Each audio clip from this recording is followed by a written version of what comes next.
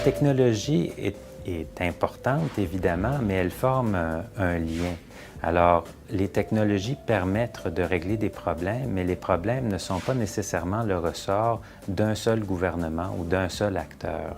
Le problème de la ville intelligente ou l'obstacle aux villes intelligentes n'est pas nécessairement la technologie, mais plutôt l'organisation autour de la technologie. Prenons le transport où il y a des responsabilités municipales, provinciales, fédérales, dans tous les pays d'ailleurs. Donc, de comprendre comment régler un problème de transport, il faut pouvoir s'adresser à tous ces niveaux de gouvernement. Il faut pouvoir aussi s'adresser aux acteurs privés, aux sociétés de transport, aux flottes, aux usagers du transport en commun, aux utilisateurs d'auto privés, aux utilisateurs de Bixi même. Donc, tous ces gens-là utilisent l'infrastructure routière et représentent des acteurs qui ne se coordonnent nécessairement pas. Alors, la technologie peut créer un lien. Donc, peut permettre à tous ces acteurs de collaborer en partageant leurs données, en comprenant les comportements des autres, la nécessité d'utiliser une infrastructure à une heure donnée de la journée. Nous pouvons donc optimiser l'utilisation de ce réseau. Donc, ce qui est valable pour le transport est valable pour l'eau et valable aussi pour plusieurs autres domaines d'action des villes intelligentes.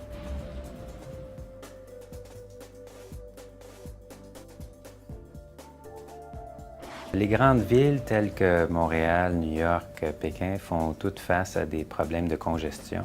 Il y a un certain coût aussi pour maintenir cette infrastructure de transport. Donc, il faut, de deux parts, arriver à régler les coûts d'infrastructure, donc d'arriver à baisser les coûts d'entretien de ces infrastructures, tout en réglant les problèmes de congestion et de trafic qui ne font qu'augmenter. Et ce sont donc les deux grands enjeux. En termes de solutions, donc, les grandes solutions qui sont envisagées par les villes, en général, on commence d'abord par le péage. Alors, il y a du péage variable. Certaines villes, telles que Stockholm, implantent un péage variable sur les points d'accès au centre-ville.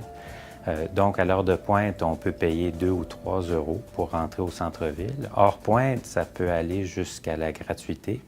Mais ce qui permet donc de niveler les pics de consommation des ponts, si on peut s'exprimer comme ça. Donc, il y a moins de gens qui traversent les ponts à l'heure de pointe et une baisse de 20 du trafic est en fait suffisante pour éliminer la congestion sur les ponts. Alors, un péage qui est somme toute assez peu dispendieux peut permettre de régler un grand problème comme celui de la congestion. Dans le cas de Stockholm, on parle du jour au lendemain, finalement, de la presque totale élimination de l'heure de pointe, ce qui a quand même eu un impact assez grand sur la qualité de vie des habitants de la ville.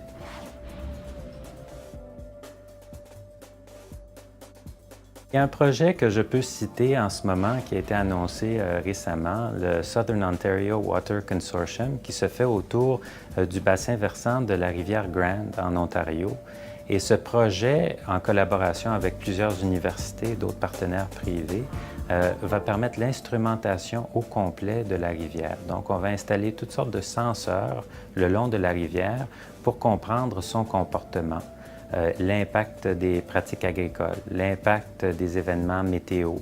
Par exemple, s'il y a des pluies torrentielles, quel est l'impact sur la qualité de l'eau de la rivière, les changements au cours des saisons, l'impact des usines de traitement de la ville, que ce soit la production d'eau potable ou le traitement des eaux usées, et finalement jusqu'au déversement dans le lac Erie. Donc, d'instrumenter toute cette rivière et de comprendre sa qualité, son comportement au cours des saisons, au cours de l'année et selon l'impact des activités humaines, va nous permettre de mieux gérer ces activités humaines et d'améliorer la qualité de l'écologie de ce bassin versant.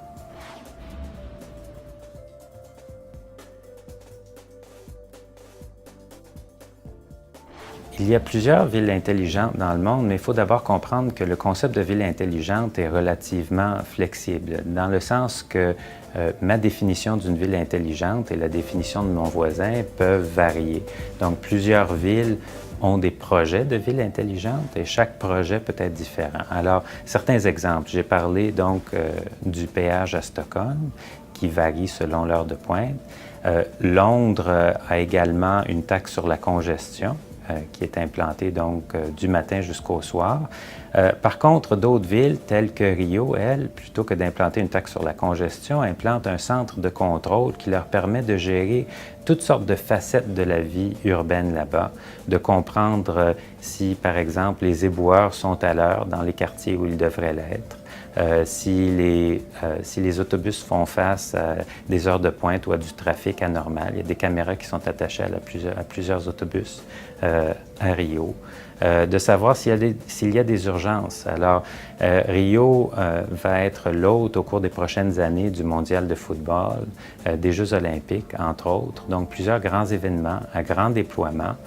Il y a beaucoup d'événements météo relativement imprévisibles là-bas. Des glissements de terrain peuvent se produire. Et donc, pour pouvoir réagir, il faut pouvoir coordonner les services d'urgence. Jusqu'à 6 ou 7 agences peuvent devoir intervenir en cas d'urgence. Donc, pour pouvoir coordonner toutes ces agences, ce système central de contrôle et de gestion de la ville donc, a été implanté. Alors ça, c'est une façon de créer un projet intelligent pour une ville.